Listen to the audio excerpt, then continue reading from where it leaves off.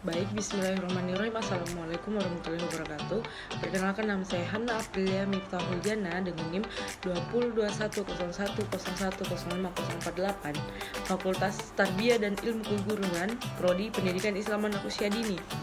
Baik, di sini saya akan menjelaskan tentang tunaganda, hubungan tunaganda pada anak, kelekatan tunaganda kepada anak, yang dimana materi kali ini berada pada mata kuliah pendidikan anak berkebutuhan khusus dengan dosen pembimbing kita yaitu Lahewi SPDI MPD.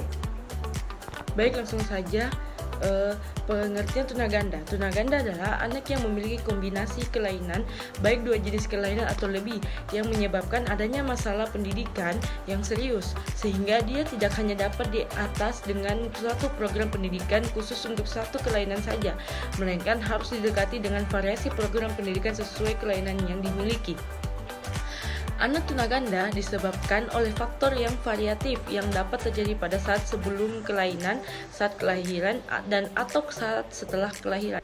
Baik, yang pertama ada faktor prenatal, ketidaknormalan kromosom, komplikasi-komplikasi pada anak dalam kandungan, ketidakcocokan RH infeksi pada ibu, kekurangan gizi, ibu yang sedang mengandung, serta terlalu banyak mengkonsumsi obat dan alkohol.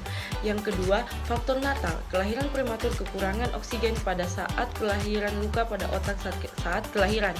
Yang ketiga, faktor eksternal, dalam perkembangan hidupnya kepala mengalami kecelakaan kendaraan, keracunan, jatuh, mendapatkan pukulan atau siksaan.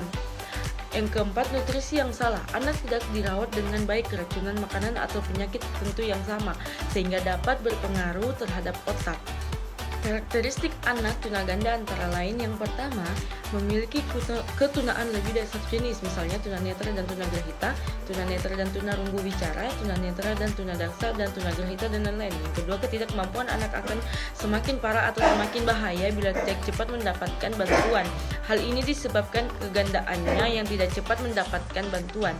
Yang ketiga, sulit untuk mengadakan evaluasi karena keragaman kegandaannya. Yang keempat, membutuhkan instruksi atau pemberitahuan yang sangat terperinci. Yang kelima, tidak menyamaratakan pendidikan tunaganda yang satu dengan yang lain walau mempunyai kegandaan yang sama. Kelekatan muncul karena anak merasa dipenuhi kebutuhannya baik secara fisik maupun psikis. Kelekatan dapat timbul dari berbagai figur, sebab kelekatan merupakan proses terjadinya hubungan dua arah antara anak dan figur lekat yang berkembang setiap saat.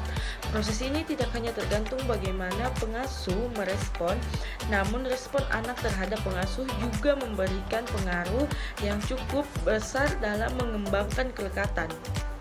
Baik, selanjutnya yaitu hubungan anak dengan orang tua merupakan sumber emosional dan kognitif bagi anak. Kelekatan pada anak dapat disebabkan karena proses belajar dan atau karena naluri alamiah sebagai manusia. Saat anak merasakan ketidaknyamanan terhadap situasi, maka ia akan menangis. Tangisan anak akan membuat ibu atau pengasuhnya datang dan berusaha untuk menghentikannya. Dari sinilah anak akan mempelajari bahwa jika ia merasa tidak nyaman, maka ia akan menangis dan ibu akan datang memberikan perlindungan.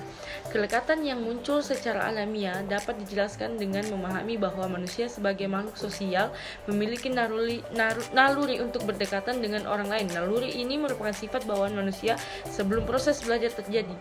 Baik, mungkin itu saja yang dapat saya sampaikan. Lebih dan kurangnya mohon dimaafkan. Wabillahi taufiq wal hidayah. Wassalamualaikum warahmatullahi wabarakatuh.